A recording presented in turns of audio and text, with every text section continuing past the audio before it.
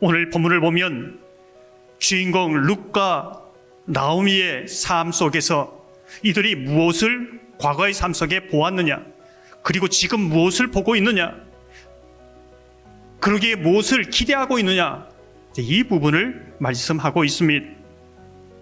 룻이 한 밭에 가서 일을 합니다. 그런데 그 밭이 보아스의 밭입니다. 그런데 하나님께서는 마치 계획한 것처럼 그 시간 그 장소에 보아스를 그곳에 오게 합니다. 룻과 만남을 주선하고 있는 것이지요.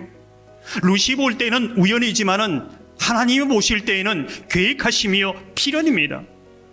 이런 사실을 통해서 우리가 알 수 있는 것은 룻의 삶과 같이 우리의 삶도 우연과 필연이 함께 어우러진 삶을 살아간다, 이렇게 볼 수 있습니다. 더 구체적으로 말하면 룻과 같이 모든 것이 우연처럼 보이지만 하나님은 우리의 삶을 하나님의 섭리 가운데 필연적으로 계획하시고 인도해 가신다는 것이지요.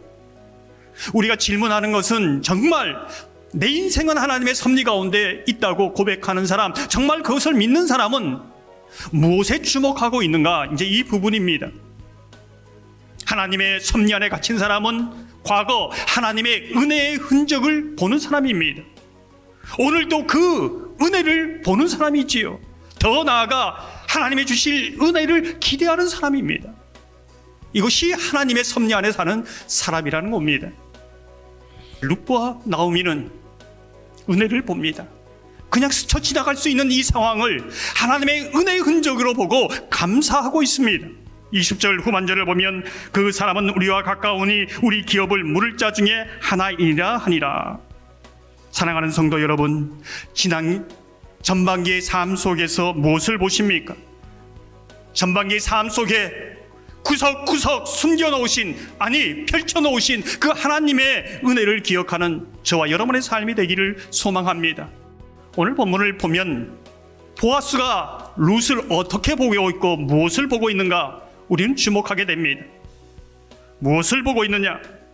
다른 어떤 것이 아니라 믿음으로 살기 위해 고향 땅을 버리고 하나님의 날개 그늘 아래 온 룻의 삶 속에 역사하신 하나님의 은혜의 흔적을 보고 있습니다.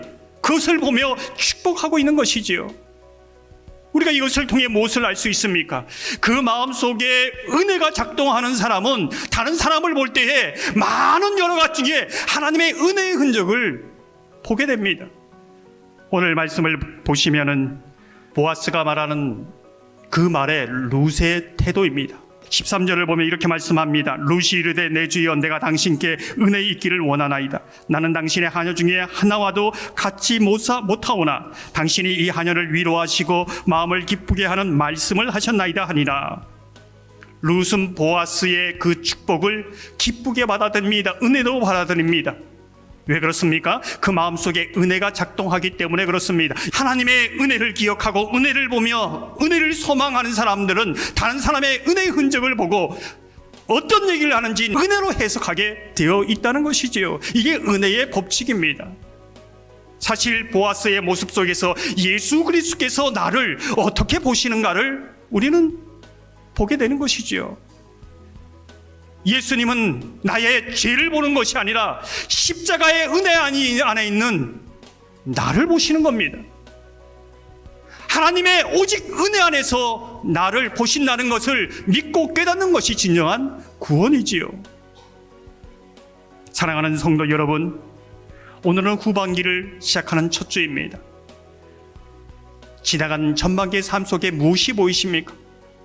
상처와 아픔, 현실의 힘겨움 때문에 후반기의 삶이 막막하고 불확실합니까? 하나님의 은혜의 흔적을 보고 지금도 나와 함께 하신 하나님의 은혜를 보며 그 하나님으로 인하여 주실 은혜를 기대하는 저와 여러분 되기를 소망합니다.